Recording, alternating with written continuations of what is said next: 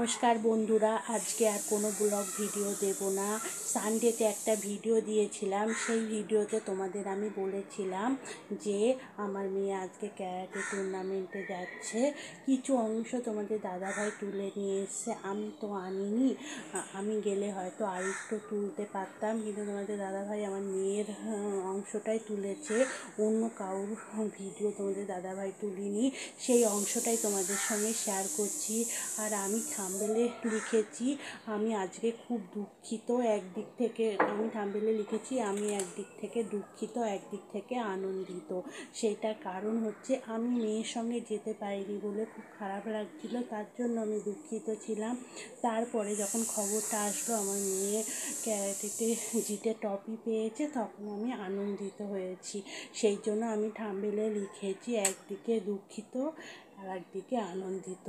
তাহলে বন্ধুরা তোমরা দেখতে থাকো, আমি বেশি আর কথা বলবো না। যেটুকু অংশ তোমাদের দাদাভাই নিয়ে এসেছে সেটুকু অংশ তোমাদেরকে সাথে শেয়ার করছি। তোমরা ভিডিওটা দেখো আর আমার মায়েকে একটু আশীর্বাদ করো যেন আমার মেয়ে ক্যারাটেতে অনেক উপরে উঠতে পারে, অনেক কিছু করতে পারে। একটাই জিনিস বলবো, ক্যারাটে দেওয়ার উদ্দেশ্য আমার হচ্ছে নিজেকে যেন সেফ রাখে, নিজেকে রক্ষা করতে পারে। আজকাল দেখতেই তো পাচ্ছ নারী জাতির কী অবস্থা, রাস্তাঘাটে বেরোনো, তারপরে কত রিস্ক সেটা তোমরা সবাই জানো, খবরে সবসময় বলছে। এটা তো নতুন করে বলার কিছু নেই আমার। আর কিছুদিন আগে আমাদের ইন্ডিয়াতে একটা ঘটনা ঘটলো, অভয়ার হত্যাকাণ্ড। সেই অভয়ার হত্যাকাণ্ড এখনও পর্যন্ত তো মামলা চলছে, এখনও কোনো কিছু হয়নি, সেটা তোমরা জানো। কিছুদিন আগে অভয়ার বার্থডে ছিল, অভয়ার বাবা মা বার্থডে পালন করলো, মেয়ে ছাড়াই বার্থডে পালন করছে। একটা বাবা মার যে কতটা কষ্টের সেটা তো তোমরা সবাই জানো, এটাকে আর নতুন করে বলতে হবে না বন্ধুরা। তাহলে বন্ধুরা তোমরা ভিডিওটা দেখো, দেখলে যদি ভালো লাগে একটা লাইক কমেন্ট করে আমার পাশে থেকো, একটু সাপোর্ট করো। তাহলে বন্ধুরা তোমরা দেখতে থাকো। দেখো বন্ধুরা, অনুষ্ঠানটা শুরু হয়ে গেছে। আমি যে যাইনি, তোমাদের দাদাভাই কিছুখানি ভিডিও করেছে, সেগুলো আমি তোমাদের সঙ্গে শেয়ার করতে পারি।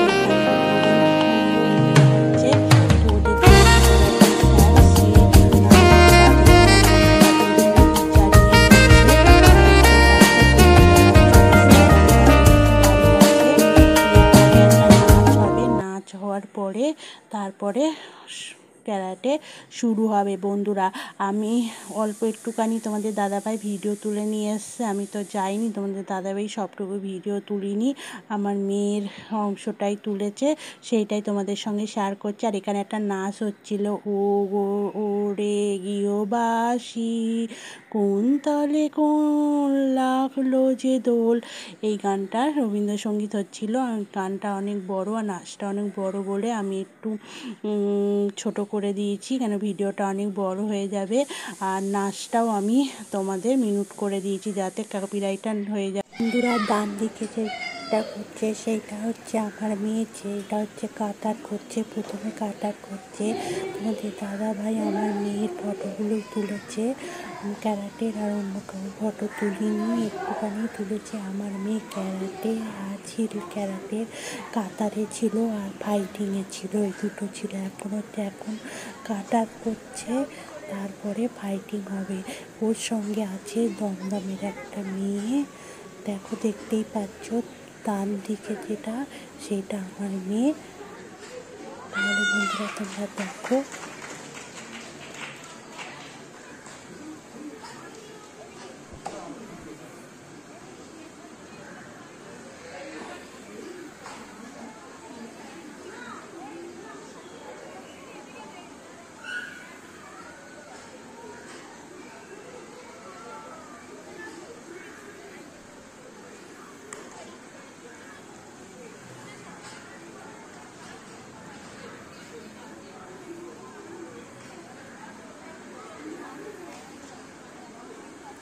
দেখতে পাচ্ছ আমার মেয়েরটা হয়ে গেছে। এবার ওর সঙ্গে যে প্রতিযোগিতার জন্যেও যাকে দিয়েছে সে করছে, দেখো। আর এই ক্যারাটেটা অনেক দূর ছিল, সেই জন্য আমি আর যেতে পারি। আর এখানে দেখো এবার ফাইটিং করছে, দেখতেই পাচ্ছ। ফাইটিংয়ে আমার মেয়ে একটু কম পেয়েছে নাম্বার, কেননা ওর ফাইনাল পরীক্ষা ছিল। ও 5 থেকে 6-এ উঠলো, তার ফাইনাল পরীক্ষা ছিল, এই জন্য ভালো প্র্যাকটিস করতে পারিনি, অনেক দিন স্যারের কাছে প্র্যাকটিস করতে যায়নি, ওই জন্য ওর একটু হাত পাটা একটু কম চলছিল।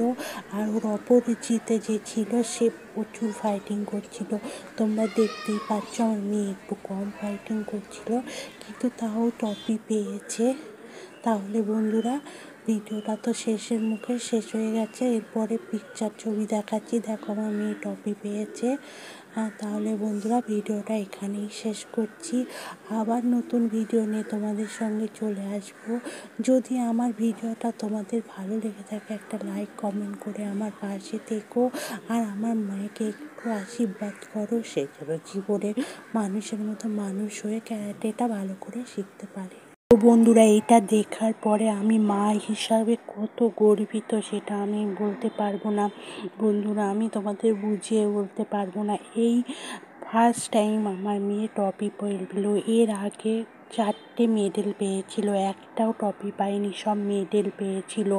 আর এই প্রথম আমার মেয়ে ট্রফি পেল একটা। আমি যে কী আনন্দিত, কী গর্বিত সেটা তোমাদের বুঝিয়ে বলতে পারবো না বন্ধুরা, আমার চোখে জল এসে